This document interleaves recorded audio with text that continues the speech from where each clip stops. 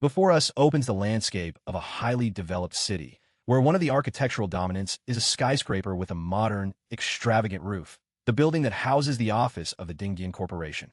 In the president's office at the very top of this building, an interview is taking place with Mr. Liu, the man who made this corporation possible, and the interviewer notes that he is the richest businessman among China's young financial elite. Considering that Mr. Liu built his business, a giant corporation, from scratch, without much capital, the journalist asks a question that is quite common in such cases.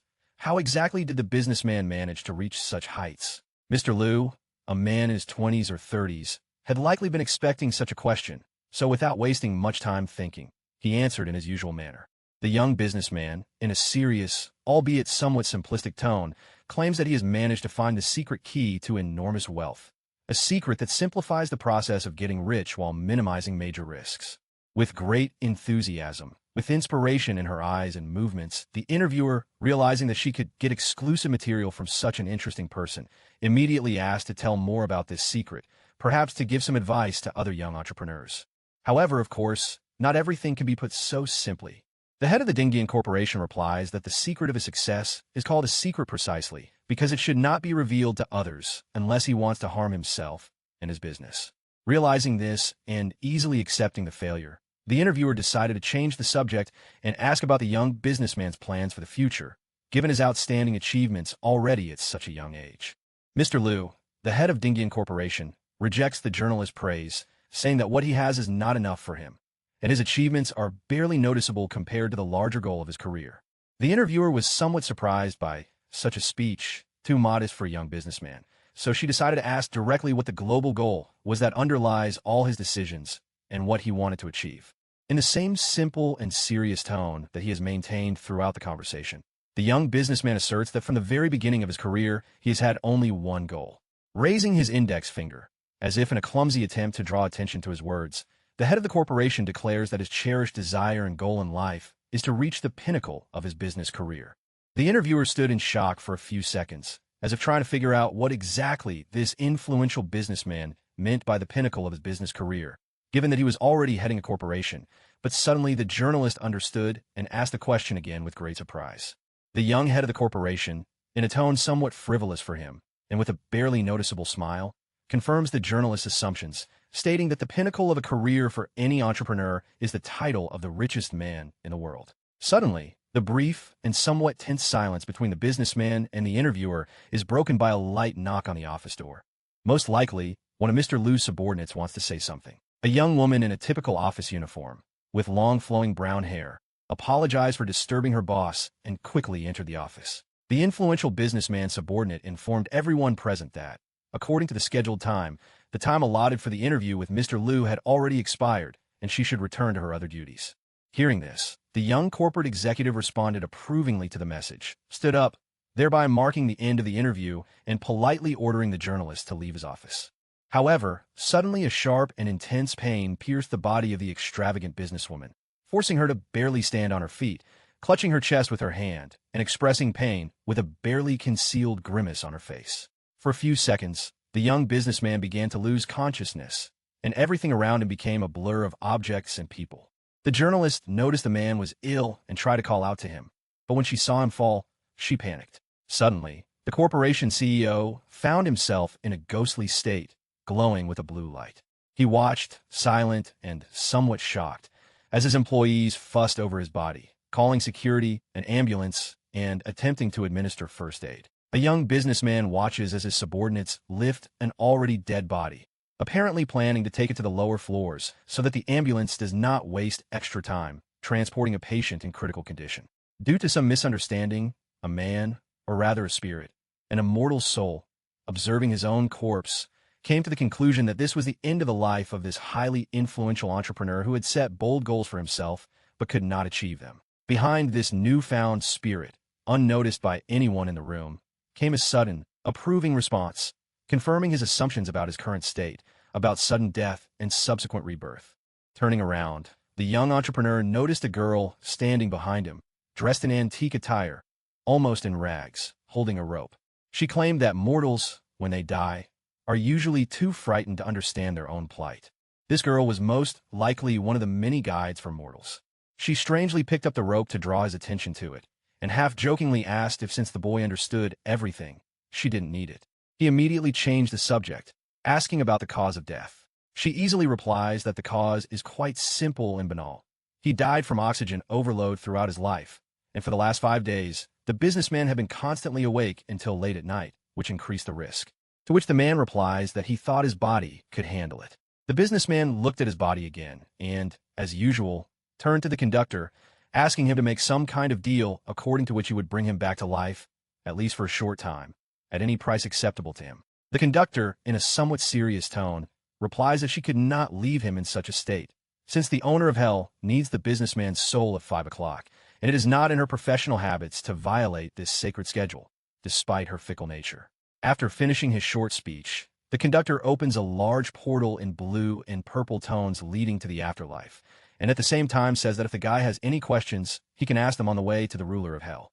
The girl, in a simple and familiar tone, commands the soul of the young man, freed from his body, to follow her through a grand portal to the destination of their journey, the court of the hellish ruler. However, the spirit of the young businessman still hovers in his office for some time, examining the things dear and valuable to him. The table at which so many crazy negotiations were conducted and so many brilliant ideas were expressed, the doors through which the most famous and closest people came into his office. Unfortunately, no one can resist death for long, and realizing this, the spirit of an influential young businessman says goodbye to his office, indulging in these brief reflections and memories of different times, and eventually decides to enter hell through a strange portal. Together with his guide, Mr. Liu's spirit passes through beautiful red fields covered with shining lycoris flowers, an ancient symbol of the realm of death. It seems as if these flowers are the only source of light here, amidst the eternal, cold darkness of the hellish dimension. The young entrepreneur looks around with some interest and asks the conductor if there really is a road to the other world, to which he receives a short, albeit somewhat condescendingly, approving answer. The girl, in a somewhat playful tone, advises the spirit to enjoy this beautiful landscape, dotted with bright red lycoris, because when the hellish test over him is over, he will begin his life anew, without remembering the beauty of this place. However, the spirit of the young businessman only laments in a simple, sad tone the fact that he did not have enough time to achieve the goal of his just wasted life, promising himself that if he still has any memories left in the next life, then he must put in more effort to make this goal a reality. However, the calm and measured journey through the hellish fields is suddenly interrupted by a scream coming from behind the guide and the spirit. It is the scream of a girl who is anxiously calling out for someone named Xiao Bai and hastily approaches the guide and the spirit. Subsequently, the spirit notices that this girl is the same guide from another world, dressed in the same uniform as his own guide, only slightly different in color, and he also comes to the conclusion that his guide's name is Xiao Bai. When the girl finally reached them, catching her breath after probably too much sudden physical exertion, Xiao Bai, the conductor in a white suit, asked what exactly made her run so hard, while the entrepreneurial spirit just watched the stranger. The girl in the black robe, still out of breath from her run, mumbles that the conductor has caught the wrong soul, apparently implying that the businessman's spirit has not yet survived. This information caused a certain shock and required time to process both Xiao Bai, the white-robed guide, and the boy whose soul had mistakenly entered these crimson fields, but of course the overall atmosphere was rather awkward. The spirit of the young businessman understands that the situation before him is completely unusual, and therefore decides to ask his guide again what exactly was said and what was meant in order to exclude any risky actions for himself in further cooperation with the guide, to which the latter responds rather tensely. In turn, a few seconds later, Xiao Bai herself, in a rather alarming and frightening manner, decides to question her colleague about what exactly she means by wrong spirit, grabbing her by the shoulders. But modestly and somewhat frightened, hiding behind some terrible document, she replies that Xiao Bai confused this businessman with another guy with the same last name, who was supposed to be chosen today, and the head of the corporation was supposed to die tomorrow. Xiao Bai openly panics, realizing she hasn't made such a mistake in centuries, and the consequences of such a mistake could be utterly dire. Furthermore, the conductor is strangely attacking her colleague, trying to shift the blame onto her. The conductor in the white suit suddenly hears the voice of Mr. Liu's soul, who, in a calm and restrained tone, states that she should not be so strict with herself, as every being is capable of making mistakes, regardless of rank or ability. The former head of the corporation continued to express the opinion that all mistakes could be forgiven if they were eventually corrected, which led to the conversation gaining some support from the hellish bureaucracy, which Xiaobai agreed with, but only later realized with horror who said it. The conductor in white suddenly screams, either from fear or anger, and jumps closer to her colleague, away from the spirit of the young businessman, most likely shocked by the very fact that a mortal would interfere in such conversations. The girl in the black suit, slightly hidden behind the conductor's shoulder, with a somewhat angry and irritated expression on her face, asked how this spirit dared to eavesdrop on conversations that did not concern him and were not his business. To this, the young entrepreneur answers in a restrained tone that this is not true, since the situation concerns his death specifically, and he could not help but listen to this conversation, since the problem is obviously connected with matters of life and death. He continues his speech in the same reserved tone, asking the two disgusting officials about the possible consequences for them of such a mistake on the part of their leadership, to which they only looked away for some reason. The white-robed conductor, Xiaobai, seemed to be trying to calm herself down and stated that it couldn't be anything too scary for her, since the mistake was minor, just a difference of one day for a mortal, but her expression indicated that she wasn't so sure about this matter. The young businessman felt in his heart that such erroneous actions still did not fit into Xiaobai's professional habits, and he emphasized her words from the past when she did not want to cooperate with him for some time, which, of course, hurt the girl a little. He goes on to say that despite all the chaos, if in the end life and death are truly predetermined, then his spirit will be able to meet its destiny without much trouble, although, of course, it is still a pity that he will die before achieving his goals. However, then the spirit of the former head of the corporation, in the same restrained tone that somewhat frightens these hellish officials, declares that if all this was a mistake that cannot be corrected in the usual way, then he needs compensation for it. Xiaobai, realizing that the young businessman has a knack for getting very favorable terms for himself, tries to refuse him compensation, simply claiming that the mistake can be corrected and that this will give him the opportunity to live another day. In response to this, the spirit of the young entrepreneur gives a concrete example. If a consumer suffers serious health problems due to a spoiled product, then replacing this product with a small monetary compensation cannot be compared to the harm caused. He then asks two important and terrible questions to the hellish officials. If the issue of compensation is so simple, then why does all this hellish bureaucracy exist, and what exactly will happen to them if the spirit tells about their mistakes? Both conductors were quite frightened by such a speech, but Xiaobai insists that nothing too terrible will happen to them, although there is still some uncertainty in her voice. The young businessman understands that this is most likely a bluff on the part of the hellish officials, and therefore reacts to these words with restraint, saying that if this is so, then they should continue their journey to the hellish master, to whom he can tell everything that happened. And this was more than enough to make both conductors change their minds and, clinging to his legs, demand the opportunity to negotiate. But the spirit of the entrepreneur continued on its way, saying that he had too little time for such negotiations. He must act. With a pitiful and frightening expression, Xiaobai asked him to stop and wait, clearly wondering what exactly they, as hellish officials, could offer the spirit in exchange for covering up her mistakes. The conductor in white and the conductor in black move away from the spirit far enough away that he cannot overhear them, and confer about how they can by the businessman's silence and whether they can get out of this situation with dignity. Having felt different for an indefinite period of time among these crimson fields, the hellish officials finally announced that they had reached an agreement among themselves regarding possible compensation and were ready to offer the spirit of the young businessman an adequate solution to his situation. He orders the executives to speak while maintaining his previous demeanor, and they inform him of one of his life decisions, a contract that, after Mr. Liu's death, his internal organs will be donated to the hospital. With this in mind, officials in Hell report that as soon as doctors confirmed the young businessman's death, most of his organs were immediately donated to those who needed them most, in accordance with the terms of the aforementioned contract. Realizing that a body without organs is not a suitable vessel for his reincarnated soul, the former head of the corporation confirms all this and asks for advice, which the guides eventually come to, expecting some other solution than returning to a past life. The black-robed guy claims that after a rather long search, they have managed to find the body of a man from another world who committed suicide after his family was ruined by his gambling addiction, and says that in this body the spirit will be able to start a new life. The spirit of the young entrepreneur thinks about this proposal for a while and eventually realizes that this is perhaps the most profitable way out of the whole situation that led to his untimely death, so he reluctantly agrees to this agreement. For some reason, this reaction surprises Xiaobai, the girl in the white outfit, and she asks if he really wants to make a better deal for himself, referring to his ambition to become the richest entrepreneur in the world. The conductor in the black suit immediately shuts his mouth, as such reminders and comments could make the entire situation unfavorable for him. The businessman's spirit tells him that youth is enough for him, since he already knows the secrets of enrichment. At this point, the representatives of the afterlife agree to fulfill this agreement and begin to gather their strength to open a portal to a new life for this spirit. Clots of mystical energy, glowing with blue light, gather around them. It becomes clear that this will help them open the portal. The mentors join hands to concentrate this energy and direct it in the right direction. That is, to open the way for the spirit of the young businessman to a new life, after which they pronounce in unison the command for the spirit's rebirth in a new form.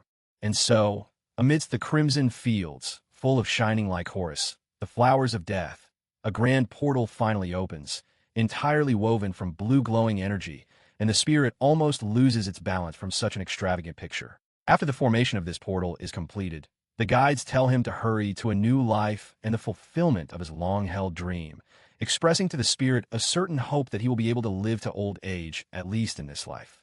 And so, the spirit of the incredibly young head of a powerful Chinese corporation entered somewhat timidly through a strange portal, almost not believing that something new awaited him there, a life that would allow him to realize his long-held dream and goal.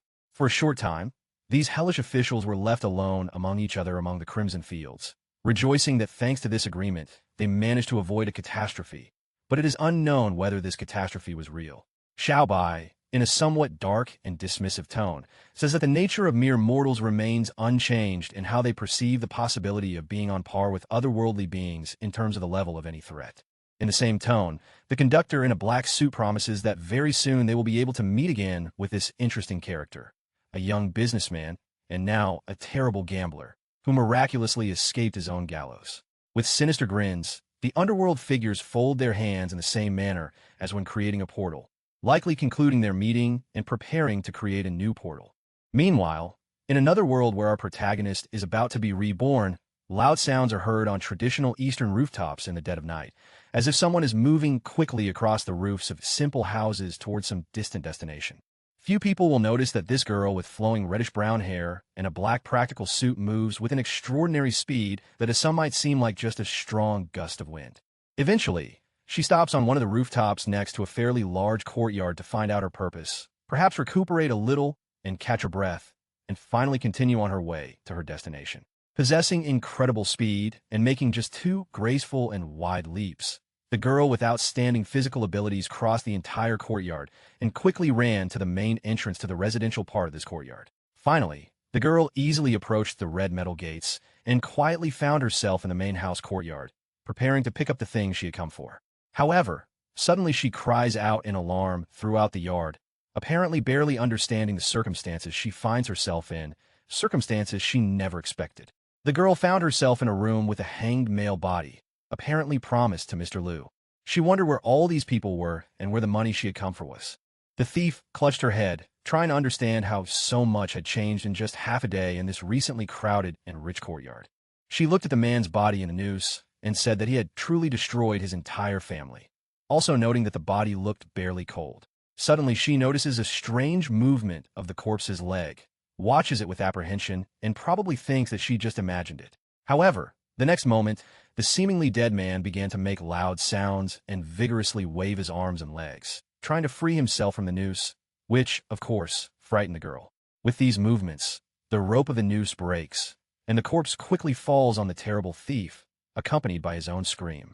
In this situation, the girl begins to panic, thinking that, despite years of long travels and numerous rumors, she has never met a zombie, referring to the body that fell on her. In search of some kind of protection, she decides to pretend to be dead, trying not to move, not to make a sound, and holding her breath. Meanwhile, the corpse that now served as a receptacle for Mr. Liu's body rises, also somewhat shaken by the circumstances, but quickly comes to its senses. The same spiritual guides who promised him a new life in this person's body appear in his head, and he begins to remember the events of his life that led this body to suicide. This man was born into a family of merchants that already numbered 3 generations, so he was quite wealthy from childhood. As a teenager, he became involved with a young gentleman from another merchant family, the Su, spending his time on wine, entertainment, and girls without bringing any benefit to the family. One day, young Mr. Su took the boy to a gambling club, where he immediately won a large sum of money, and after several victories he could not stop. Eventually, his passion for gambling led his family to a massive collapse, after which all property had to be confiscated and family members scattered all over the world. Young Master Lu realized that he had nothing to lose in this life. So, unable to cope with his problems, he decided to commit suicide. Now, Mr. Lu's renewed soul was pondering how to deal with the problems his predecessor had left him, including debts and enemies. Eventually, he comes to the conclusion that the only right solution is to find investors who can finance the solution to his problems for a small fee. The only question that remained was where he could find investors if no one trusted his predecessor enough to take loans from him. Lost in these thoughts, he turned his attention to the girl lying in front of him, trying not to move or make a single suspicious sound. The reincarnated man touched the thief's nose, wanting to check what was wrong with her, and asked why she was still pretending to be dead in front of him. The girl, realizing that she had been noticed and recognized as alive, not wanting to ignore her, retreated from the guy in panic, still taking him for dead. She folds her arms in a fighting stance and tells the guy not to come closer, stating that she is not afraid and is ready to defend or attack at any moment. To this, Mr. Lu replies that there is nothing to be afraid of, since he is an ordinary living person, and states that until recently his body was lifeless and cold. Meanwhile, the guy turns the conversation to the girl herself, claiming that her physical features and black suit make her look like a thief. To this, the thief replies that the real robbers are he and his family, and she is a noble person and gives all the loot to the poor. Hearing about all this, the new Mr. Lu remarks that his predecessor must have a terrible reputation if stealing from him is considered a noble act. However, these disturbing thoughts are subsequently interrupted by the realization of the simple fact that this thief could become the first investor for his entrepreneurial ideas. The young man expresses his condolences to the girl, since, obviously, her entire trip was pointless. Everything valuable had long since been taken from this house. She claims that she was here just recently and knows that he had money for the wedding and the bride price. So this cannot be true. Mr. Lu replies that creditors came to him demanding prompt repayment of their debts, which led to his current dire situation. He goes on to describe in great detail all the possible problems that led him to the gallows, as if trying to remember it all. The thief orders him to shut up and prepares to leave, saying that she wanted to steal his money and give it to his victims, but apparently life punished him even without her. Mr. Lu stops her, asking if she intends to continue her noble, yet criminal, life until her death. The girl continues to insist that she is not just a thief who steals things without reason, but an honorable person who acts according to her own code of honor. In response, the young man asks whether the girl has thought about her future, whether she will continue her criminal activity in a few decades. She replies that, of course, her plans prioritize punishing various swindlers, speculators, and corrupt officials of all stripes. Young Master Lu confirms that this is certainly a chivalrous ideal, worthy of praise, especially given its brilliant embodiment, which the girl takes as a compliment. However, he wonders if the noble thief ever considered that her profession would likely make her life lonely. To this, the robber objects that this is just logical reasoning, and some influential people in her profession still have families and successful marriages, so there is no reason to consider her case an exception. Mr. Lu believes that his tactics have worked after all, and continues to ask if this thief has anyone, to which he receives the answer that it is none of his business. Later, the girl notices to herself that this argument with some guy who barely knows life outside of gambling clubs and brothels is pointless. The noble thief, with one graceful leap, reaches one of the beams under the roof and prepares to leave this house and this man. A second later, she quickly glanced at Mr. Lu and said goodbye to him, but he wasn't going to let her go so easily. This guy cautiously claims that the beautiful and loyal noble robbers from various fairy tales exist only in fairy tales and legends, and not in reality. He continues to try to convince the girl, saying that the real robbers, if they don't look disgusting, are simply big and scary, which frightens her a little. Eventually, his further speech about the many shortcomings of robbers somewhat distracted the thief, causing her to fall with a loud thud onto the wooden floor. Irritated by these conversations, and, perhaps, by her own failure, the girl orders the merchant to be silent, but his words are ignored.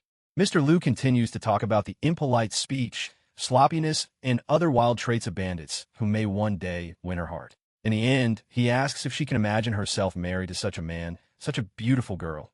In other words, he openly manipulates her feelings. To this, the kidnapper angrily replies that marriage is not her goal, since she intends to fight for justice all her life, punishing people like him. However, the man says that she is unlikely to be able to do this until old age, simply because her body will no longer be as young, flexible, and agile. Mr. Liu asks in a somewhat condescending and arrogant tone if she is not afraid that one day, when her physical strength weakens, she will be captured by ordinary sentries. In response, the girl grabs him by the clothes and screams in his face at him to shut up and not bother healing her old wounds if he wants to somehow improve his reputation.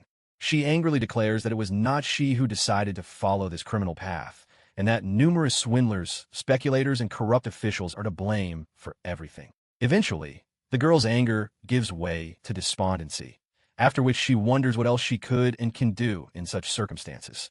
Mr. Liu, being a merchant first and foremost, notes that his trap, his method of persuasion, has finally worked just as he planned. He offers the thief a new life in which she can clear her name and become a rich, successful woman who won't have to hide behind a man's back.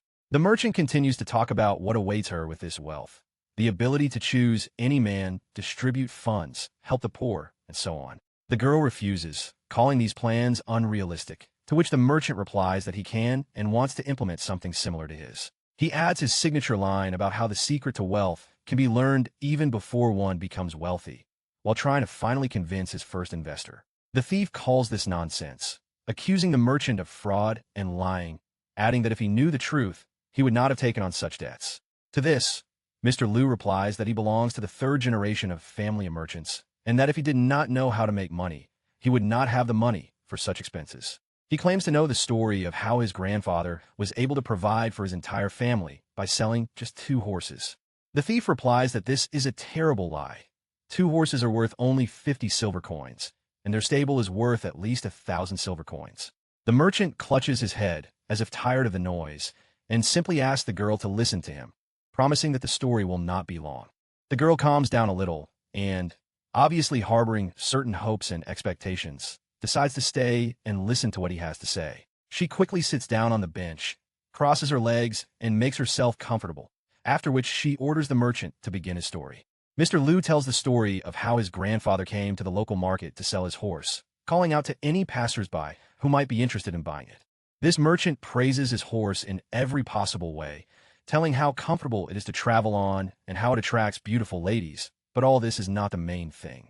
The main feature of the sale of his horse was a special promotion, according to which, if after a week of use the horse was found to be unsuitable, it could be returned for a refund. Hearing about this, one of the peasants decides to buy this horse for grinding flour, adding that if he likes it, he will buy it whole. The girl doesn't quite understand the essence of this operation, so she asks with interest what happened next with this horse and the client. Mr. Liu replies that a week later the horse was returned to his grandfather, to which the girl laughs and says that this is a very dubious deal. However, the merchant, with the somewhat sly smile of a man passionate about his business, says that immediately after this comes the key moment of this operation. Having confirmed that there was no deception, people also wanted to get their hands on a free horse, which is why entire queues of people wanted to get one formed. However, with the third client, something happens that the grandfather trader apparently expected, considering this the basis of his operation. It turns out to be impossible to return the horse. The man claims that his child does not want to say goodbye to the horse, and he did not bring it, adding that he wanted to buy it anyway. This is how Mr. Liu's grandfather received his first 30 silver coins in this transaction, politely thanking the buyer and preparing for other sales. The thief says that selling a horse is not such a difficult matter, and in general the whole scam looks like the effort expended far exceeds the result. In this case, the trader claims that this is the central part of the whole scheme. His grandfather quietly brings the mare into the buyer's yard. This results in the purchased horse exhibiting inappropriate behavior, apparently due to certain reproductive problems, but to the buyer the horse simply appears upset. His wife, fearing that their son often visits this horse and could be injured if the horse is in such a condition, demands the return of the animal. The buyer comes to his grandfather, Mr. Liu, with the horse and states that he is most likely ill and has come to return the animal. The grandfather trader claims that the horse is absolutely healthy, and since the buyer has already purchased the horse, a return or exchange is no longer possible. The man claims that the horse can't stay in his house anyway, so they need to come up with some solution to this problem. The dealer offers to resell the horse to his former buyer if it is such a big problem for his family. The man expresses confusion as to why the horse only behaves normally in front of the trader, while the trader is seen holding a bottle of mare's urine. The merchant claims that he is ready to buy back his horse, but only for 30% of the original price, and the buyer offers 80%. Grandpa Liu claims that he simply cannot give more than 40%, while his buyer says that this is not enough and asks for 70. Ultimately, both parties to the dispute come to the conclusion that 50% of the original amount is a perfectly reasonable amount for both parties, given the circumstances. Mr. Liu also claims that this is how his grandfather traveled a lot and earned money, each time having horses to sell. The girl is shocked by how this large-scale plan works, and Mr. Liu asks if she trusts him and thinks he can fulfill his promise. However, the thief, having listened to this whole story, which seemed to her like a major scam, hit the guy in the face, calling him a speculator.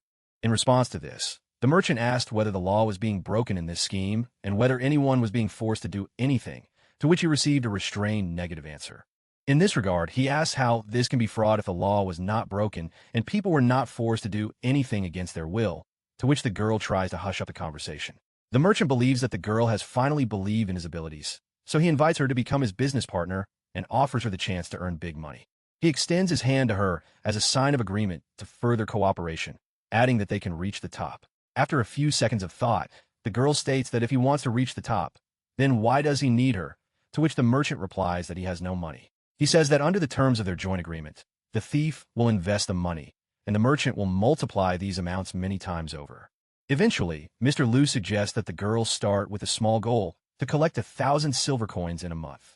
The girl was incredibly shocked by this proposal, taking it as an inappropriate joke and not understanding how this was possible. She claims that 1,000 silver coins are equivalent to about 80 years of work for the average family, even without taking into account the cost of food. Subsequently, the thief comes up with an idea and confronts the merchant directly, or his plans do not include suddenly running away with the money, like his grandfather. To this, the guy replies that although his method was somewhat incorrect, he can assure the girl that his future affairs will be completely legal. He adds that given the thief's physical capabilities, he had no chance of escaping without further attempts at revenge. The girl smiled at the merchant, holding one of her special knives behind her back, which she used as a throwing weapon. The next moment, the knife flew across the room and headed towards the merchant's head, killing a cockroach on one of the walls of the room with a loud sound. Having performed this trick, the girl arrogantly confirmed that with her abilities, even if something went wrong, the merchant would not live a second longer. Hearing this, the merchant asked why the thief was afraid of this operation if with such a partner, she was in no danger.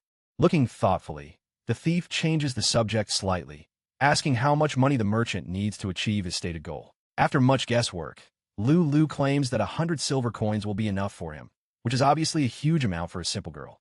She grabs the guy by his clothes again and angrily screams about how she can trust him with such a sum, which is her only savings for old age. Realizing that hundreds of silver coins are beyond his means, the merchant sharply lowers his demands and asks for only 1 kopeck.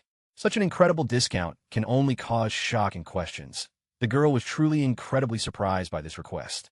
The trader says he needs to show at least some results to be taken seriously, and only then will she decide for herself whether to invest money. The girl ponders for a long time whether this is another fraudulent scheme, similar to the one the merchant spoke about earlier. In the end, she agrees to give him 1 penny, wanting to see what he can achieve with such a paltry sum. The guy is surprised that a coin was taken from his chest, but he pulls himself together and orders the girl to wait for him here. The merchant, promising to return soon, quickly leaves the house, leaving the thief alone. At that moment, the girl remembers that the reward for her head is 1,500 silver coins, so this could be a way for the merchant to make money. And just like that, the girl suddenly leaves the Liu family's courtyard, intending to secretly spy on the merchant and kill him if he tries to hand her over. Meanwhile, on the thief's path, 2 drunkards could be seen, barely moving and humming some strange song. One of them, with a tragic, or rather painful, expression on his face, asked the other to pour him more. Of course, noticing how the girl literally hovers over the city, performing numerous acrobatic tricks, they could not resist commenting. Eventually, the thief saw a drug dealer approaching the police building, next to a wanted poster, and hid on a nearby rooftop. This seems enough to convince her of the stupidity of Mr. Liu's intentions, who decided to hand her over to the guards for a monetary reward. The thief pulled one of her throwing knives from behind her back and, frozen in anticipation, carefully watched Liu's every move. To her surprise, and to the surprise of the guards themselves, the merchant suddenly burst into loud laughter, still standing next to the poster depicting the wanted thief, known as the Red Lotus. One of the guards asked suspiciously why this guy suddenly started laughing in a place where he could laugh. The merchant replies that there is nothing funny about it. He is simply interested in who painted the portrait of this Red Lotus. The portrait looked highly questionable. The facial features were exaggerated and traditional unsightly elements were added. Lu continued to ridicule the image in detail. The guard ignores these words and says that the Red Lotus is known in many provinces, and if the merchant has any information, he will receive a reward. The girl watches this with close attention. The guy says it's always noble to help find such a major criminal and promises to provide information if he has any. With these words, he says goodbye to the officer and leaves, much to the surprise of the thief, who had been watching him all this time. The merchants moved further into the commercial districts, where they sold everything that this world had to offer these days: food, clothing, souvenirs, and entertainment. The guy mentally noted that all these scenes reminded him of science fiction films that he watched in a past life. Suddenly, the merchant notices a small crowd gathered near the bazaar, who are either condemning or pitying the object of their attention. In front of the crowd sat a gray-haired girl holding a sign that stated she had sold herself into slavery to bury her own mother. The merchant looked at the coin he had received and wondered whether he could somehow influence the situation or use it to his advantage. Suddenly, the boy hears someone calling him young Master Lu, and this makes him tense up, considering the debts that have accumulated throughout his life. His old acquaintance, Master Su, appears before him and says that Lu, despite all his enormous debts, has the courage to go out onto the shopping street. Lu remembered him from his past life memories, remembered how the young man had simply tricked his predecessor in this body, turning him into a player. The merchant throws his copper coin into the air, saying that his family often heard a wise phrase that is very dear to him. Catching the coin in midair, he continued by saying that the essence of this wisdom is that as long as life goes on, every person has a chance to do anything. The young head of the family will smile and ask the merchant if he has any money left after all his debts and problems. Master Su, striking a striking pose, points to the single coin in the boy's hands and asks in a patronizing tone if they are joking with him. Mr. Lu says he can make money because he has a dream that guides him through life, to which another influential merchant only smirks. Master Su, feigning a friendly pat on the boy's shoulder, wished his opponent good luck, while pronouncing each syllable of his name strangely. Surrounded by servants who goad Lu in every possible way, claiming that he doesn't have a penny and that this is all he has, the master leaves.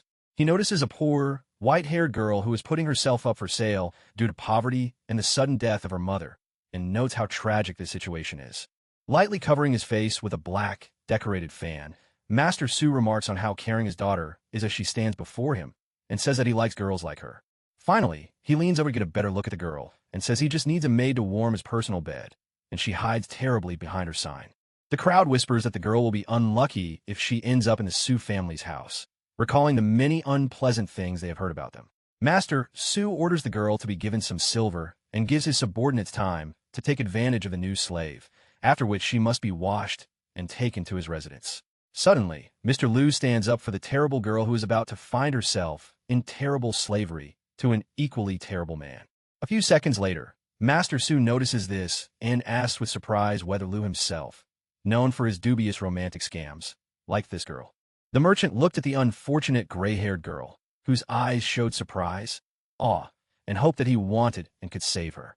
Master Su, in turn, continued to mock his former rival, wondering if he had brought money to bribe this girl. Together with his servants, he claims that now the Su family is many times richer than even the Lu family in the past, so the merchant will not be able to live as before.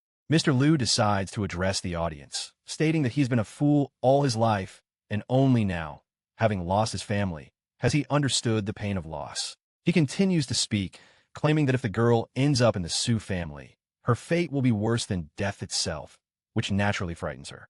The boy takes the same coin out of his pocket and wonders whether those around him can afford to leave the girl alone with this terrible fate. And so he puts his coin into the hands of the unfortunate woman, smiling good-naturedly at her.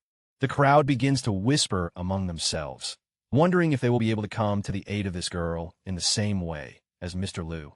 Finally, the first voice spoke up, declaring that it was only a matter of 1 penny and that he must help, after which almost the entire crowd united to save the girl. And so, when she had accumulated a whole mountain of copper coins, the girl burst into tears of happiness and thanked Mr. Lu and everyone involved for their kindness. The merchant says there is more than enough money here for the mother's funeral, and the rest can go to the brother mentioned on the sign. After this, Lu looked at Master Su condescendingly and remarked that this was precisely why he did not get what he wanted in the end. The master claims that this has ruined his day, so he orders his servants to beat Lu, but not to death, as death would be too merciful a punishment. The servants take a fighting stance and run towards the enemy, simultaneously shouting how he dared to spoil the mood of the master. Surprisingly, Lu Yun counters this attack by punching one of the servants hard in the face and knocking out his tooth. This tooth, in turn, flew further and hit Master Su himself in the face, causing him to almost lose his balance and be unable to hold the fan in his hand. Master Su cried out in pain as that tooth struck his forehead, drawing the blood of either his subordinate or Su's own. Lu Yun barely reacts to these words, while simultaneously remembering that in his past life he did a lot of boxing, and noting that his body is quite weak and he should start training. Master Su is shocked by such skills and angrily asks when the merchant could learn such a thing, even accusing him of not being Lu Yun. To this, the merchant replies that the previous Lu Yun has died and now a new one has been born, obviously expecting this to be taken in a figurative sense. He adds that he knows about the joint ownership of the casino between Master Su and Mr. Zhou, says that it is a really interesting scheme, and assures that he will return the entire amount. Master Su just brushes this off, saying that in a month, Lu Yun himself, Lord Zhou, will come and take away all his property, which will put an end to his entire career. He also adds that if he only asks, Mr. Zhou will accept Lu's life as part of the debt, to which he only responds with how good their relationship should be. Master Su claims that if Lu cleans his shoes with his tongue, he will take pity and ask Master Zhou to spare the unfortunate woman's life. However, Lu Yun ignores this proposal, stating that he will see how things develop in the future and develop his own plans for the future. The young master is extremely outraged by such impudent behavior and promises that the entire Lu family will perish because of his actions. Meanwhile, not far from Lu's own courtyard, a young man was waiting for the very same gray-haired girl whom he had saved along with a crowd of caring people. The merchant asks in a reserved tone what the girl is doing here, to which he cannot immediately answer, still unable to tear himself away from the horror of this day. Recalling this, Lu Yun asks if she managed to bury her mother so quickly in such a short period of time. The girl confirms this with some trepidation, calling herself Ling Lan and saying that she wants to become Master Lu's maid in return for his kindness, to which he replies that she should not worry. He tries to go further, but the girl insists on her help, saying that her older brother always said that kindness must be repaid. The merchant realizes that he cannot part with Ling Lan so easily, so he asks if she has any money left after this meeting. Lin replies that they are staying and hands her savior her wallet, from which he takes only 1 kopeck and says that now everything should be fine, with which the girl does not agree. Finally, Mr. Lu asks Ling Lan if she can read and write, implying another punishment that will benefit her, and the girl answers in the affirmative. Hearing this answer, the merchant says that then she can become his secretary, and if she really wants to, even his first employee, which raises many questions in the girl. Lu Yun explains that she will have to perform various tasks for him and accompany him in different situations, to which Ling Lan asks how this is different from being a slave to some prince. The merchant says there is a big difference between the two professions, as he will of course pay the girl for her hard work. After a few seconds of thought, Ling Lan agrees to these conditions, stating that she will agree to whatever this guy wants. For the merchant, this sounds rather awkward, since the girl obviously perceives her future work more obsequiously than he needs, but he is also ready to work for her. Lu Yun formally introduces himself and congratulates Ling Lan on becoming the first employee of Lu Company, to which Ling Lan reacts with surprise. Finally, the merchant invites his new worker into the yard and invites her to come in and eat. Upon entering his home, Lu Yun announces his return, warning and informing the Red Lotus Company, his first investor. He glances around, telling her that now is not the time to hide and that she needs to act quickly. Ling Lan only looks around in surprise, holding the boy's hand tightly. From above, from one of the beams where the robber was sitting, a voice came out asking how Lu Yun knew she was hiding and why he didn't assume she had left. Lu Yun simply and calmly replies that it is all because she gave him the same coin. The girl confirms, saying that it is just a penny of no great value to her, and that it is not an investment worth keeping a close eye on. The merchant claims that the value of this coin is far greater than 1 penny, as it symbolizes the Red Lotus's interest in whether he can fulfill his promise. The robber calls him a smug loser and says he's simply amazed at how such a man could act in such a situation. Lu asks if the girl had been following him the whole time. Red Lotus was shocked that the merchant had somehow found out about this and asked how he had seen her if she had hidden so carefully. The guy replies that it would be great if she could sit at his house all day and dream about future income without arousing suspicion. The merchant adds that he has very high demands on his business partners, thereby trying to praise the behavior of the Red Lotus Company. At this, The thief only looks away from a guy, saying that no one needs the approval of a pathetic loser, especially her. He invites the robber to finally come down from the load-bearing roof of the building and tell him all his thoughts and ideas. The merchant says he can't concentrate any other way, hinting that the robber is sitting in an indecent position. A little ashamed, the girl decides to descend from the top, in one elegant leap, as usual, reaching the floor, and heads towards Lou. The Red Lotus representatives approach him and confidently ask him what plan he has come up with, suspecting that his ideas are questionable from a legal standpoint. To the girl's surprise, the merchant says that he has a fully developed ideal plan for a future business in which the robber can invest. Red Lotus notices a basket of vegetables in the man's hands and a white-haired girl who hides behind his back in fear. She quickly realizes the risks and asks if he's suddenly decided to do to this girl what his grandfather did to the horse, to which Lou responds with surprise, clearly not expecting her to think about it. The bandit threatens to bury the merchant alive if he does anything even remotely similar to Ling Lan's actions. In response, Lu Yin orders him to be released, saying that she could damage the vegetables, which are the main element of his business plan. The girl moves away from the merchant, but, looking at the basket, she sees that there are enough goods in it for him to spend only 1 kopeck on them. Meanwhile, Lu Yin takes out the same coin from his pocket and tosses it to his investor, to which she only asks in surprise how this is even possible. The merchant says that the value of this coin is not in acquiring something and using it in further work, but in convincing the Red Lotus of one's abilities. As for the origin of his eyes, Lu Yin says he met an elderly woman at the market who could barely speak and could barely sell vegetables. This guy helped her with sales, persuading many passersby to buy something, and, as a token of gratitude, he received a small amount of vegetables for himself. A similar situation later occurred with a butcher who desperately needed to go to the restroom, but couldn't move from his spot. Lu Yin agreed to remain behind the counter in his place, and, as a token of gratitude, received a meal as a reward. Red Lotus asks with some irritation what a coincidence it is that suddenly everyone at the market needs someone's help. Lu Yin, in turn, replies that he happened to see several merchants whose business was going badly, and he decided to help them as compensation. The guy then says that finding a business opportunity is the first step to making money, but Red Lotus claims that he won't get thousands of silver coins with these vegetables. Lu Yin told the girls to go to the stone pavilion behind his courtyard, saying that the touring performance would soon begin. With these words, he quickly runs out of the house, to the surprise of Lotus, who declares that she does not believe in his superpowers in this matter, and jokingly says that she's going to hide. Finally, Red Lotus and Ling Lan listen to this, and after a while, they settled down relatively calmly in the stone pavilion and began to wait for Lu. The robber finally finds time to pay more attention to the gray-haired girl and asks her how she ended up there. Ling Lan replies that there was no deception on Lu's part, fearing an angry reaction, and adds that he saved her, and she decided to come on her own. Red Lotus anxiously questioned the girl about salvation, fearing what she might have to save herself from. Ling Lan explained in a sad tone that her mother had recently died, but she couldn't get the details out because it was too painful. The robber, with a somewhat pitiful look, told her not to worry, as Ling Lan was now under her protection, and if Lu did anything, she would definitely take revenge on him. The girl explains that Lu is a kind man, and she wanted to repay him for his kindness by becoming a servant, but he refused. Red Lotus is somewhat confused by the details of the situation, asking if Lu brought her here or what even happened. Ling Lan relays Lu's words that he does not want to make her a slave, saying that like any ordinary person, he should be paid for his work, and so offered her a job. The robber is surprised to hear such words about the merchant, so she asks the girl again, to which she confirms and says that Lu is not at all like other people. Meanwhile, the merchant himself arrives, eventually preparing something from the products bought at the market, and happily announces that he has brought some delicious food with him. Lotus asks what is in front of her, and Ling Lan only looks in surprise at the strange dish with various foods on skewers.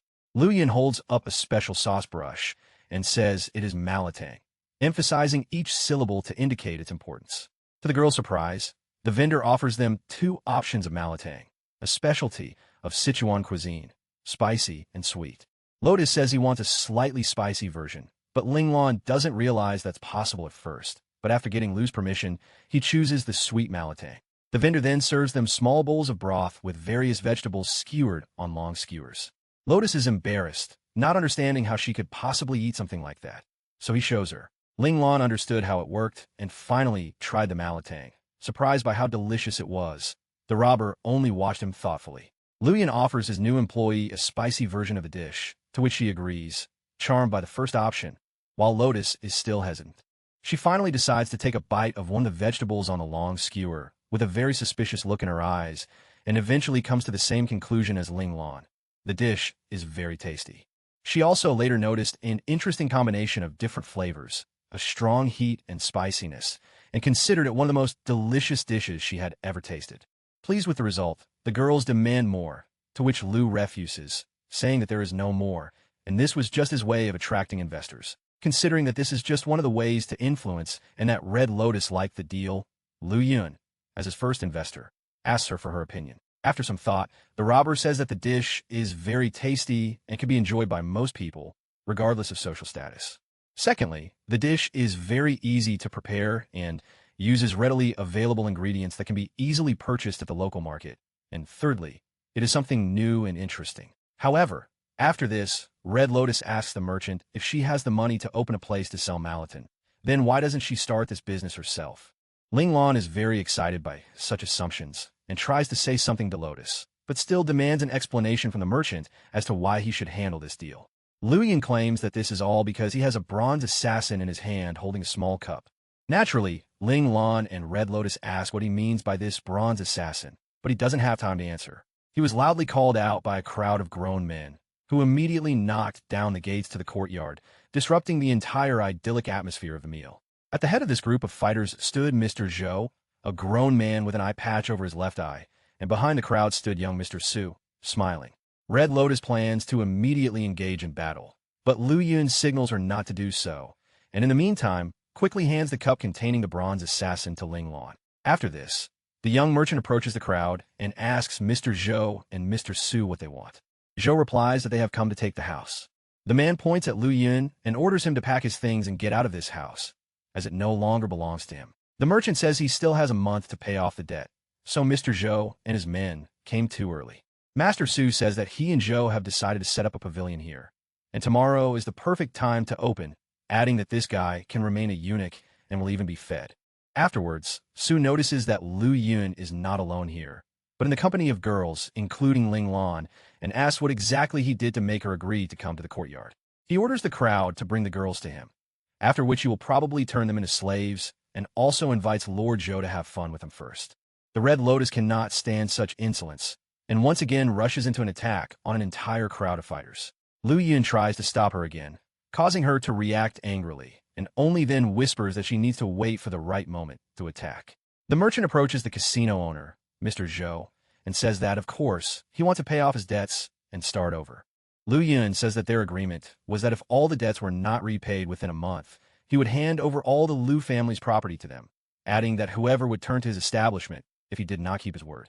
Mr. Zhou tells the entire crowd that this is true. Trust is the foundation of any business, and if anyone finds out about this attack, Zhou's reputation will be destroyed. With a smile on his face, casino owner and creditor Lu Yun orders his subordinates to close the gates to the courthouse. After this, Zhou goes on to say that ultimately, if the case does not go beyond this court, his reputation will not be damaged in any way. He asks Master Su about his impressions, to which he replies that he expected nothing less from his comrade, and is glad that Zhou is still on his side. Naturally, the Red Lotus cannot contain her anger towards these impudent criminals and prepares one of her knives to throw behind her back. Meanwhile, Lu Yun tells her that this will only increase the bounty on her head and completely ruin not only his life, but also Ling Lan's life. The robber asks what to do if, with or without a fight, they have practically no chance of resolving the situation normally. After this, Lu Yun advises his investor to observe what he will do to get out of this problem alive and with money. Mr. Zhou says that this guy has been given a chance before, so now he should be grateful and submit by giving up his house. Master Su, in turn, mockingly suggests an alternative to this solution, saying that Lu Yun could even choose to die. Lu Yun continues to insist that he will hand over the entire debt of 1,200 silver coins to Lord Zhou. The merchant adds that if he cannot fully repay the entire debt within this period, he will not only give up all his property, but will also become Zhou's slave. This statement shocks not only Red Lotus, but everyone present, including Zhou and Su.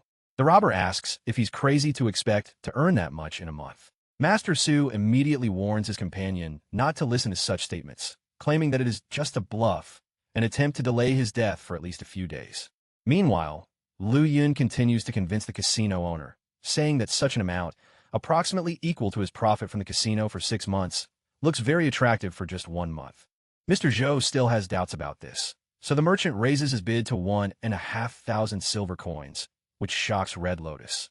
Lu Yun continues to insist on his proposal, claiming that the casino owner has been siphoning money from the Lu family for 2 years, and here he can earn such huge sums in a month. Red Lotus once again reproaches the merchant, not realizing that he has completely lost his common sense in making such offers. Meanwhile, Master Su continues to convince the crowd that Lu Yun is bluffing and there is no benefit to them listening to him. He orders the fighters to kill their opponent as quickly as possible, but after several dozen seconds of thought, Mr. Zhou gestures for the fighters to stop them and agrees to this agreement. Lord Zhou warns that Lu Yun will never be able to escape the city, and if he does not pay off his debts within a month, the master will take away both his property and his life.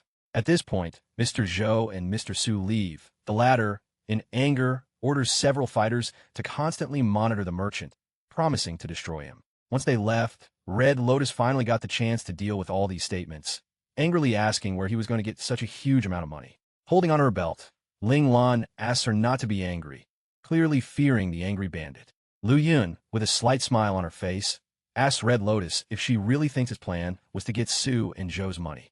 In response to the surprised looks, the merchant said that as soon as they agreed on this agreement, they immediately fell into his trap.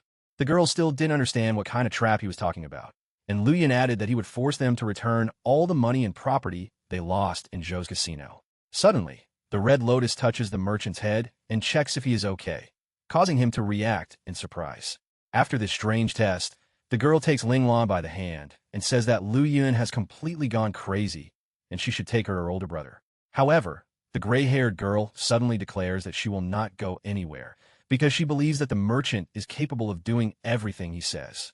With a heavy sigh, the robber decides to tell Lu Yun about his plan, which will allow him to quickly earn a huge sum of money. Red Lotus reminds us that Zhou and Su are a very cunning and downright dangerous couple who are not so easy to deal with. So why should they return the money to Lu? To this, the merchant replies that the two are very greedy and will therefore return the money, which causes an irritated negative reaction from the robber. After this, Lu Yun also states that he has become even more greedy and again offers Red Lotus to make as much money as possible without revealing a single plan. After some thought, the robber says that she doesn't care anymore and is ready to participate in this scam, adding that if he doesn't fulfill his promise, she will simply steal Zhou and Su's money. She takes out a small bag of silver coins from under her chest and hands them to Lu Yun as her first investment in his crazy plan. At these words, the merchant smiles contentedly and shakes Red Lotus's hand, acknowledging her as his business partner and adding that it is a pleasure for him to do business with her. Then Lu Yun, looking at Ling Lan, says that he expects his employee to do a good job, to which she replies with a smile that she will try her best. And at this moment, the robber asks what they should do next according to the merchant's plan. Lu Yun thoughtfully suggests that they buy food and kitchen appliances for work and also start making advertising cards and decorating the premises. After all this thought, the merchant says that they will get to work, considering that they have little time, and Ling Lan supports this decision. In turn, the Red Lotus Company is unhappy that, having invested in this business, it is somehow also obliged to work. Lu Yun claims that he never said that the partners only invest money, to which the robber replies that she feels as if she has fallen into the merchant's trap. After some time, the guy is busy making sketches of what he will need to launch his future establishment, with the goal of sending Lotus and Lin to get the equipment. Lu Yun shows the robber a picture of a pot, a brush, a ladle, and a specially shaped object, telling her that she should go to a blacksmith and order such a set from him. The girl barely understands what is drawn on the paper. For Ling Lan, he draws another piece of paper with a picture of a bowl, a basket, and a cabinet, telling her to go and order all of these from a carpenter. This is how the Red Lotus goes to the blacksmith with this strange piece of paper, which causes him surprise and bewilderment. Meanwhile, you can see some of Master Su's men observing the robber to find out what Lu Yun's plan is to pay off the debts he owes to him and Master Zhou. Ling Lan also comes to the carpenter with her own diagram, which is more understandable. Master Su's men are also watching the girl. After some time, when it came to decorating the place where the Malaton was to be sold, the merchant brought 2 bamboo trunks. There was only one Ling, and Red Lotus, with almost no effort, brought out a whole monkey from these trunks. They begin chopping bamboo. Ling Lan complains that it's too long and they might run out of time, but as a merchant, he says it's an important part of the job. Red Lotus, in turn, says that it is a very slow process and demonstrates her abilities by causing 3 knives to fly towards the merchant and crash into a tree. At the same moment, the robber notices strange movements outside a small window in the courtyard wall and suspects that they are being watched. With her next strike, the girl launches 2 bamboo plates in the same direction the knives were flying, instantly cutting the bamboo into small pieces. Lu Yun and Ling Lan praise the robber for such impressive and useful skills, though the girl eventually notices that among the chopped pieces, there seems to be another one. Of course, this piece of metal hit Master Su's fighter, who had been watching them the whole time, right in the face. The merchant tells his subordinate that she must have imagined it, smiling at Lotus and clearly guessing what was happening. Within seconds, Lu Yun unleashes all his bamboo-related preparations on the bandit, causing him great irritation and disappointment. After some time, the trio arrives at the abandoned building of the Lu family, where the merchant decides to open a new establishment where he will sell Malaton. The merchant rolls up his sleeves and says it's time to start cleaning, after which Ling Lan greets him happily. Red Lotus says that she will not help this time, apparently still resentful of the past, but later realizes that without her they can do nothing.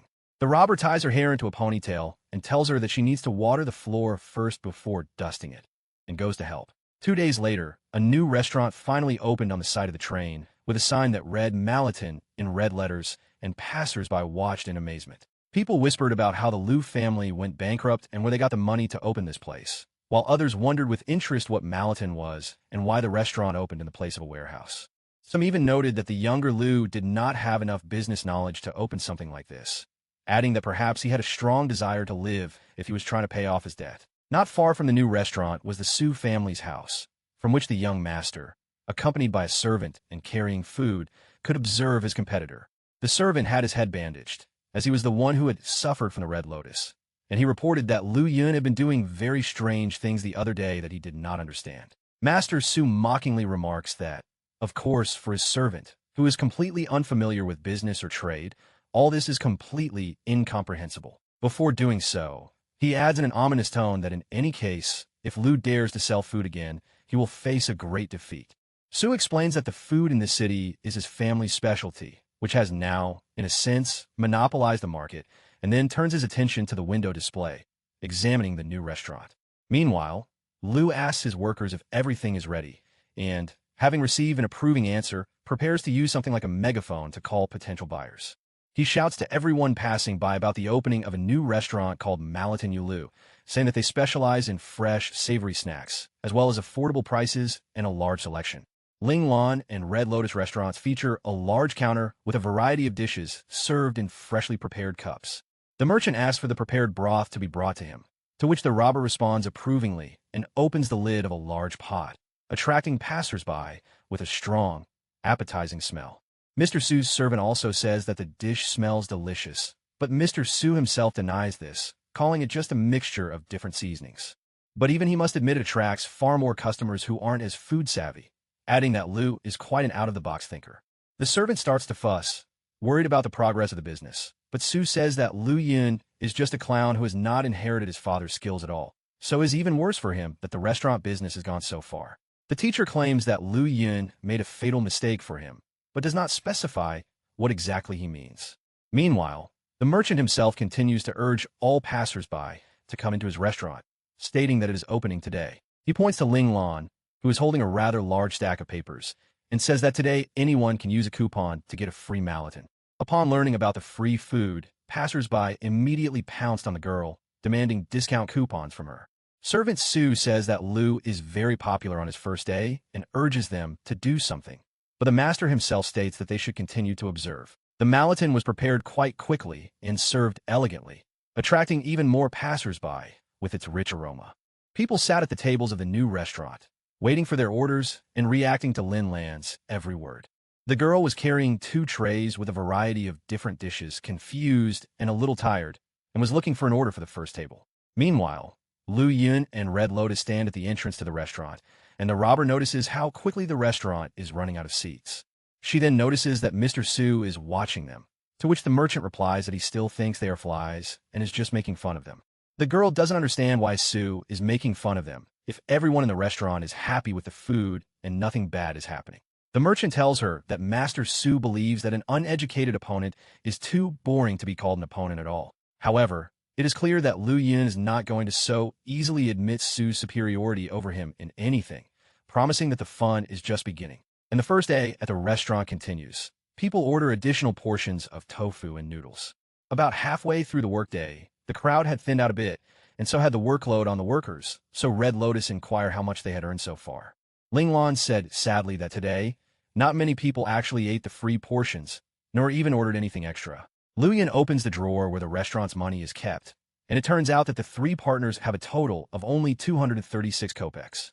The robber is surprised that the amount received at the end of the day is so small. Ling Lan adds that at this rate, they won't earn anything this month. Meanwhile, Master Su continues to watch his competitor at work, and his servant points out that only half a day has passed, and there are almost no customers left. Su mockingly declares that this is the end for this restaurant, adding that there are only 3 types of people among the customers of such establishments. The first group are ordinary workers who like to observe everything around them and discuss the latest news. So if there is free food being given away somewhere, they will definitely come and try it. Upon arrival, they will also ask for an extra portion of rice and vegetables, and after eating the free food, they will leave immediately. The second type, according to Su, are educated people who invite their acquaintances out to hang out. They typically don't like meeting ordinary workers, so they simply try the food and leave. However, even they can be attracted by exquisite delicacies. Some gourmets will even agree to pay for additional portions. The last type, according to Master Su, are young girls with their maids who go shopping in the city, but rarely visit places where there are many men. His servant asks if this means the restaurant is closing, to which Mr. Su confirms it, adding that in this establishment people don't so much eat as drink tea and chat. He says it seems like there are a lot of customers, but all the tables are occupied. No one is eating, and people on the street are eagerly waiting to try Malatin. The servant enthusiastically declares that Mr. Su is indeed of noble birth and orders him to prepare more tea so that he can watch the restaurant close for good. At this time, some kind of meeting is taking place at Lu Yun's restaurant, where the three are trying to find ways to improve their situation. The Red Lotus representative is surprised and asks why, if so many customers like Malatin, no one pays for extra servings. Lin Lan, in turn, notes that most people just sit and chat while drinking tea, so other customers cannot enter the restaurant. Meanwhile, Lu Yunya says that they don't need to worry and everything is going according to a carefully thought-out plan. The robber demands details of his plan, not particularly trusting such initiatives, but suddenly hears a noise in the street. Hearing this noise, the merchant orders the girls to meet the clients, and they only ask in surprise who exactly he means. Suddenly, the street outside Lu Yun's restaurant was filled with children running happily past. These children immediately notice that it smells very good there. One of them guesses what this place is and shows it to the others. Several boys try to read the name of the establishment, arguing over how to pronounce it correctly as written on the sign. Lu Yun declares that the real work is just beginning today, and Lin and Lotus look at this crowd of children with great incomprehension. The merchant opens one of the hidden cabinets, which displays a variety of children's toys, instantly attracting their attention. He then turns to the children and says that those who order 5 kebabs have a chance to win a toy, and asks if they would like to receive it. The children enthusiastically took out their pocket money and loudly, almost in chorus, declared that they wanted toys. With the same enthusiasm, Lu Yun orders his workers to add vegetables and put them on the fire to fulfill further orders. A few minutes later, new portions of Malatin, generously drizzled with sweet and spicy sauce, were ready for new customers. And finally, Lu Yun sold extra portions to the children, who enthusiastically tried the new dish in this city, which smelled so delicious. One of the guys in the crowd raised his skewer and shouted that the Malatin was simply delicious, and thus urged his friends to buy it and try it. Lu Yun also encourages children to line up and quickly pounce on the Malatin, choosing the one they like best. And so these kids brought in a wonderful addition to the restaurant's real cash register. Ling Lan was incredibly fascinated by it, while the robber kept asking how it even worked. Lu Yun claims that it's all about speed, probably referring to the speed of thinking and adapting to circumstances, while the girl perceives it as physical skill, the only one that matters. Realizing this, the guy said that for a man with his lifestyle, this was a good conclusion, and smiled shyly. Meanwhile, Ling Lan said that she seemed to understand what Lu Yun meant, remembering that the restaurant customers were currently only drinking tea and did not want to order anything or leave. She adds that the food they prepare is enough to feed more than 20 people in half a day, and Lotus has noticed this too. Meanwhile, Master Su's servant laughs at Lu and says that he must be desperate if his main target audience is children. Mr. Su himself, in anger, hits the servant with a fan, and orders him to go with him, after which he asks if they have finished watching. The master claims there's nothing interesting here, despite the fact that he can earn 5 silver coins a day. If his goal is 1,500 a month, then the whole scam is pointless.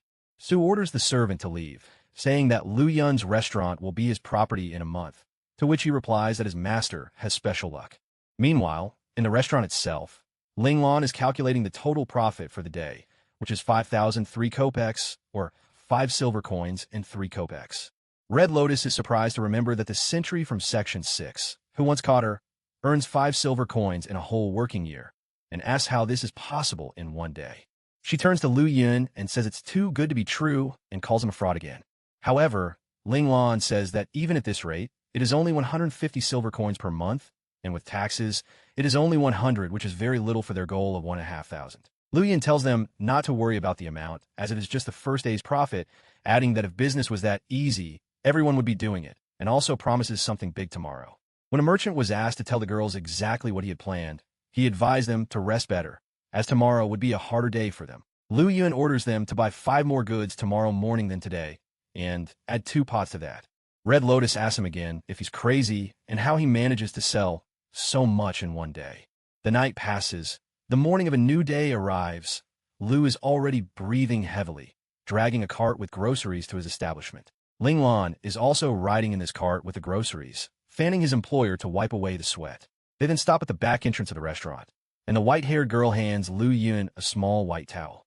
Meanwhile, the Red Lotus demonstrates her unrivaled physical abilities and fills all the large wooden bowls with water, accompanying this with many acrobatic tricks.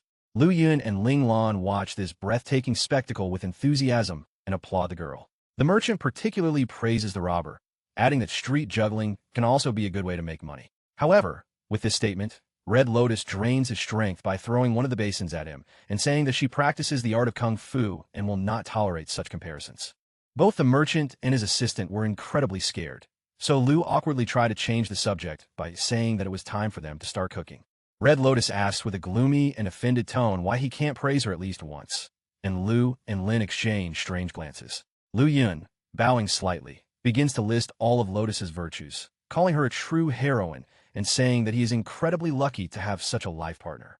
However, the very next moment, the saleswoman declares that she needs to hurry to work, otherwise she will easily lose all her investments. Irritated by this remark, the girl refuses to listen, seeing no point in it, and tells everyone to go to work. Meanwhile, in the Su family residence, a young master stands in the middle of the courtyard, holding a cage with a bird in his hands and listening to its singing. Suddenly, he hears his servant calling him, causing him to lose control of the cage, and all the bird's drinking water ends up on his face. Of course, Mr. Su shouts at his servant, asking why he has been screaming like that since early morning. The servant says that something happened at Lu Yun's restaurant, so he rushed to tell about it, and the owner only irritably asks what could have happened there. To the master's surprise, the servant says that Lu Yun is doing just fine today, which surprises Su and makes him think. In a quiet and reserved tone, Mr. Su orders the servant to come with him and see what is really going on in this establishment. Meanwhile, in the restaurant itself, children can be seen with their parents. One of the boys assures his father that the food is delicious and he wants to eat something. Later, the boy's father approaches Lu Yun and, like many others, orders 20 servings of malatin. Meanwhile, in the kitchen, Lotus says that the broth is almost ready and needs to add vegetables, and Ling Lan hurriedly carries a bowl with the necessary ingredients. Lu notices that the white-haired girl can barely stand on her feet, so he says that she can't push herself like that at such a young age and orders her to go and rest. He also adds that his secretary will have much more work in the future, and if she gets tired, she will not be able to help. Hearing this, Ling Lan gained confidence and said that she would go away and take a little rest from today's stress. After some time, Mr. Su himself, accompanied by a servant, visited the restaurant and said that something was wrong with this Lu Yun. His subordinate asks with fear what is happening here and how everything has changed so quickly if only one day has passed. Meanwhile, Master Su angrily stated that Lu had clearly targeted children as his primary audience from the very beginning and was now taking advantage of this in every possible way. If a child likes a restaurant, they'll constantly ask their parents to take them there for lunch, thus adding 2 more customers to the one child. Su estimates that Lu will be able to earn 20 silver coins today. The servant hears this number and tries to calculate how much it will cost per month, But Su immediately notices the mistake and says that it is 600, and therefore it is not even worth trying if he does not know how to do it. The servant asks if the amount is only 600, then they have nothing to worry about. But Su replies that theoretically the amount could increase, although the hard way. In a threatening tone, the young master declares that he is going to attack and whispers to his servant to prepare to respond to Lu Yun. Master Su watches his rival and states with some disappointment that if he allows Lu to develop, it will not be easy for him in the future. At the end of the second day, Ling Lan again counted up all the profits for the day and said that without change, the amount was 25 silver coins. Red Lotus is thrilled to hear these numbers and invites all three to share the winnings with each other, dreaming of even greater enrichment. However, Lu closes the box containing the money, saying that it is not yet time to divide the money, since according to their contract, it is Lu who decides when to return the money. After this, the merchant decides to pay Ling Lan her salary, saying that these 2 days have been quite grueling, so she deserves an advance. In response, the offended robber warns Lin that this guy is a known loser and a complete idiot, and advises her to be more careful. She adds that she's also tired after these 2 days, but the attitude towards her in this establishment is completely different. However, Lu Yun also had a surprise for her.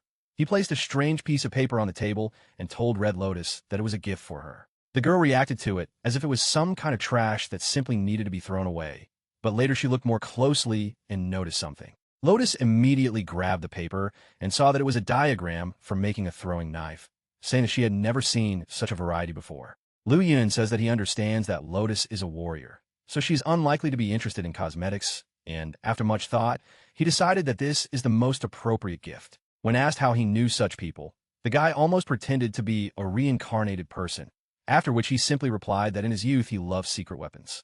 He says he visited many craftsmen and, after much calculation, developed a knife that was both reliable and dangerous. Lu Yun then quotes a poem about a knight and his sword, forged in the 7th month of the lunar calendar, and how even after death he will not be ashamed of his heroism. Ling Lan is captivated by the beauty of this poetry, saying that her brother said that through poetry one can get to know a person much more deeply, and adding that despite his outer shell, Lu Yun is a noble man. Somewhat awkwardly, the merchant tries to change the subject and send everyone to bed, warning them about tomorrow's battle, which once again catches his employees off guard. The next day, not far from Lu Yun's establishment, a new restaurant belonging to the Su family suddenly opens, selling various types of Malaton at half the price of Lu's. Red Lotus representatives, while expressing restrained anger, say that Su is simply a fraudster if he sets such prices. Afterwards, she asks Lu Yun if this is the fight he talked about last night, and after receiving an affirmative answer, she prepares for a physical fight. However, the merchant stops her, saying that if she does this, they will not be able to avoid a trial, which, under the current circumstances, they will almost completely lose. In response, Red Lotus asks what they should do in this case, since Su and his allies are clearly trying to stop them. Meanwhile, Master Su himself appears before them and mockingly declares that hard work makes a person rich. Red Lotus reacts to his appearance with the utmost negativity, but Lu Yun gestures for her to stop and politely tells her that in his situation, he needs to work even harder. Master Su says that if Lu is not busy today, he should run to his restaurant, where the master will give him a 50% discount. Suddenly, Red Lotus interrupts him by throwing a sharp skewer at his forehead, to which he asks what she is even doing, adding that hitting people is illegal. The robber threatens to beat up Master Su if he comes to them again and orders Lu to keep an eye on his men, threatening them with imprisonment. Hearing such a threat, Lotus was about to run out again, but Lu Yun stopped her and she continued to shout about the current situation. However, the merchant suddenly whispers something in her ear, surprising the girl with his insight, and then adds that if he were so easy to defeat, he would have betrayed her long ago. Meanwhile, Ling Lan asks what they should do next, to which Lu replies that they should just wait.